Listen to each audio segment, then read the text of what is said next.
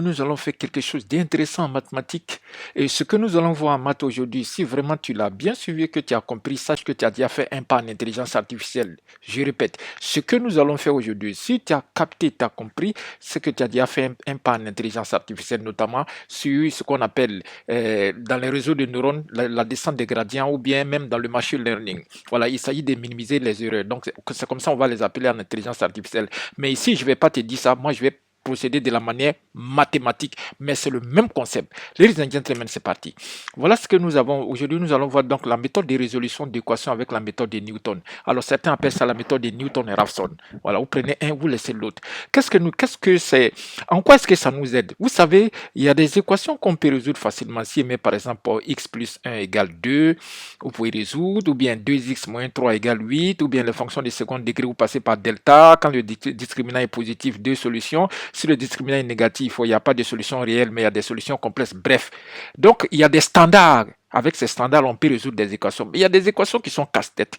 Par exemple, je prends l'équation qui est là, par exemple, x au cube moins x moins 2. Vous voyez, c'est une équation de degré 3 et il n'y a pas de méthode classique comme ça. Alors j'ai pris cette équation, mais ça peut être n'importe quelle autre équation. Ça peut être x ln de x ou bien quelque chose fois racine carrée, comme vous voulez. Alors ce que je vais faire, c'est simple. La technique et la méthode proposée par M. Newton est simple. Il dit on va d'abord écrire la tangente. Alors, moi, je vais expliquer à ma manière. Voilà.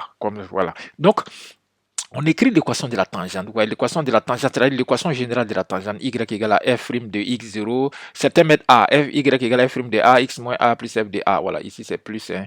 J'ai mal écrit. Alors, je remets en mode, voilà, donc là c'est plus, c'est pas bien sorti, voilà, plus f de a. Alors moi je vais pas appeler a, je vais appeler ça x0. Regardez dans mon écran, le x0 c'est le point. Donc pour résoudre ces genre d'équations, qu'est-ce que je fais?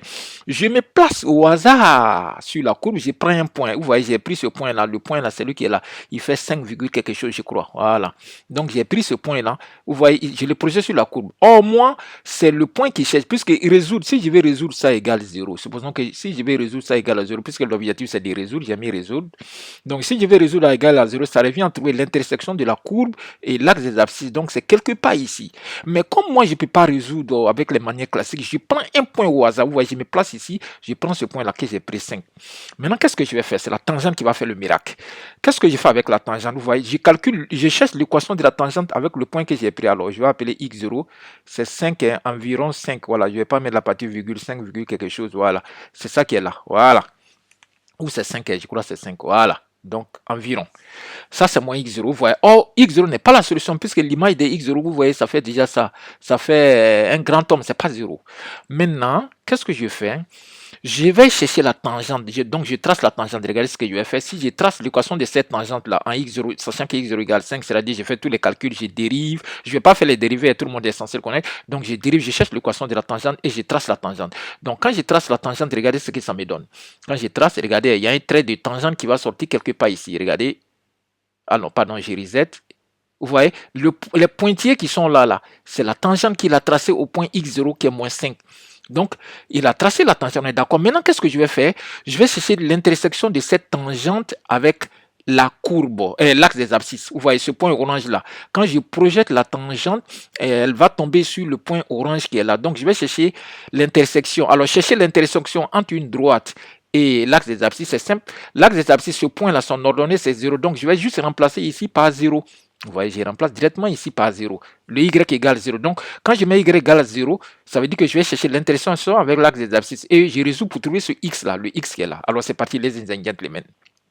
Alors, donc, on y va. On aura donc, j'ai dit que je remplace ça par 0. Finalement, ça va me donner quoi? J'aurai donc 0 égale à f' de x0 facteur de x moins x0 plus f de x0. Voilà. Maintenant, je résout pour trouver le x, c'est-à-dire le point orange là, son x, j'essaie de le trouver, c'est-à-dire celui-là. J'aurai donc quoi? Alors, on va aller rapidement et rapido pressé. Donc, je cherche la parenthèse qui est là. J'aurai donc x moins x0 égale, je fais sortir celui-là, il devient donc moins f de x0. Je divise tout le monde par f' de x0. Voilà. Et j'ai ça. J'ai x moins x0. Maintenant, pour avoir x, c'est simple. X sera égal. Je fais sortir x0 de l'autre côté. Donc, j'aurai x0 moins f, pardon, de x0 sur f' de x0. Voilà. Je vais encadrer ça parce que c'est lui qui va faire le miracle.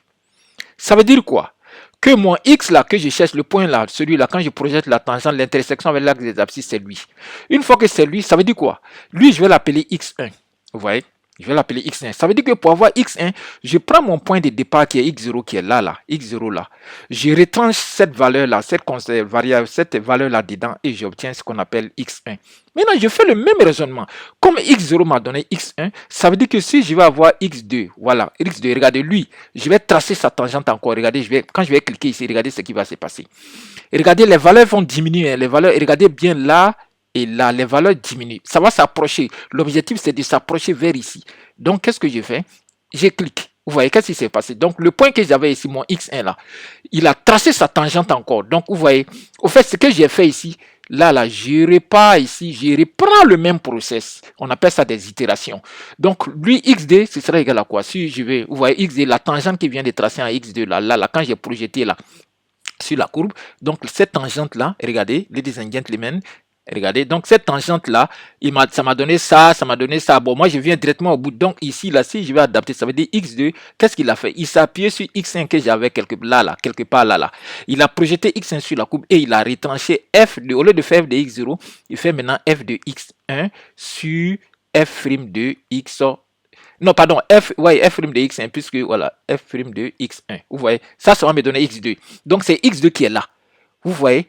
Donc, je fais le même, je n'ai pas encore fait, je fais la même chose, je redescends. Donc, il va tracer des tangentes, il projette, il trace, il projette, il trace, il projette. Vous voyez, en faisant ça, le point s'approche. Donc, je reprends, regardez, si vous avez compris le principe, je reprends tout, je reset, regardez, donc on était là. On va lui dire trace la tangente et retrouve l'intersection. Donc, il va mettre un point jaune ici qui est l'intersection. Boum. Voilà, vous voyez, il a mis le point jaune. J'ai dit, bon, ok, ça c'est mon nouveau point. Je le projette sur la courbe et je trace encore la tangente. Vous voyez, ça va se couper quelque part. Donc, regardez.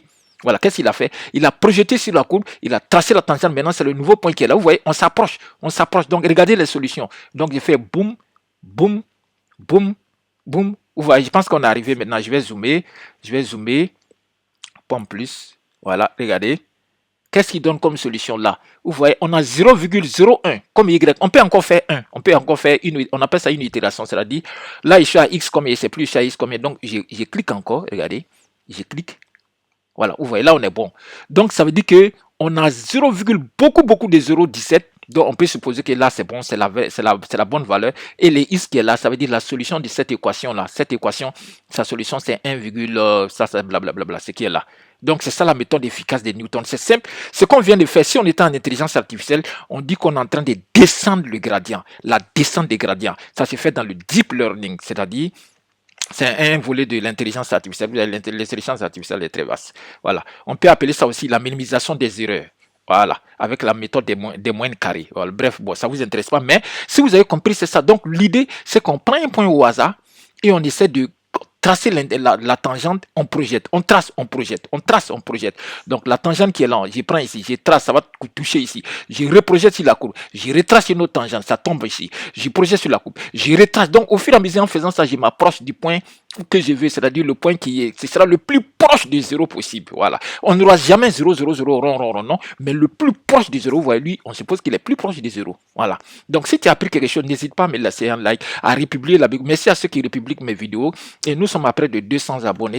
C'est très intéressant. Laissez-moi un commentaire s'il y a des choses, il y a des zones d'ombre. Cette vidéo est terminée.